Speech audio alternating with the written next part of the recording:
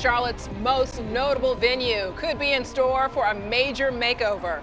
It's very possible the famous Bank of America Stadium, a crown jewel to the Queen City, could get a name change in the near future. Good evening. Thanks for joining us at 10. I'm Alicia Barnes. And I'm Brian Blakely. The naming rights contract between Tepper Sports Entertainment and B of A ends in 2024, and a new contract has not been signed. Queen City News reporter Daniel Pierce live outside the stadium in Uptown. So Daniel, where are both sides on an agreement? Yeah, well, I've got a statement from both sides just in the past few hours. I want to start with Bank of America. A source inside there says that right now there's nothing to report from their camp. And then a spokesperson from Tepper Sports Entertainment said in part that they're not going to publicly comment on the status of their partnership. I am hearing, though, from a source that both sides are still actively talking and that one of the most complex stadium naming rights in the NFL could still go either way.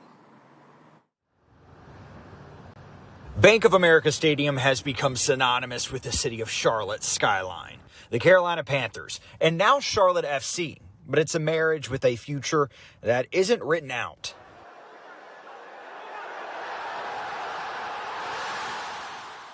The current naming rights were signed in 2004 for $7 million per season. At the time, the Panthers were a young team with a single Super Bowl appearance. Since then, they've been to another Super Bowl. The stadium's home to a professional soccer team and a major stop for the biggest names in music and entertainment year-round.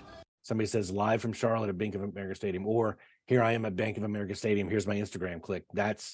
And of course, every time it happens is additional value.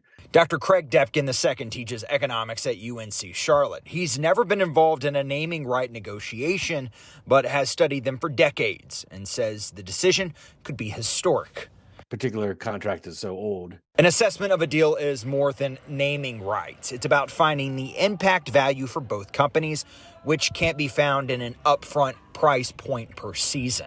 About the biggest things that we think have changed since the last time this would have been negotiated would be value generated through the social media and online networks.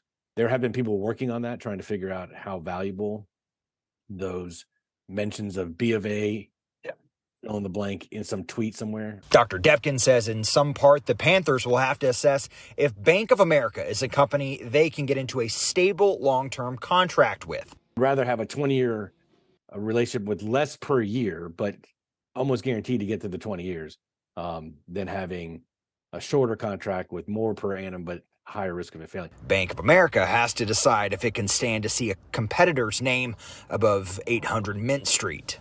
Bank of America might not get the most benefit, but would avoid loss by not letting somebody else take that real estate.